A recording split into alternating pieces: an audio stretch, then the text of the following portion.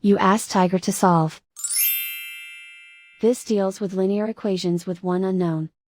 The final result is n equals 34/3. Let's solve it step by step. Simplify the expression. Expand the parentheses. Group like terms. Simplify the arithmetic.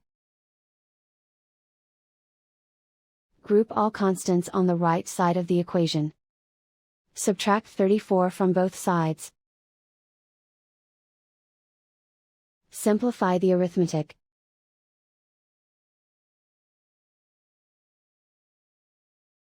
Isolate the n.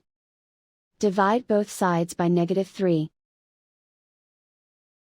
Cancel out the negatives. Simplify the fraction. Cancel out the negatives. And so the final result is n equals 34/3.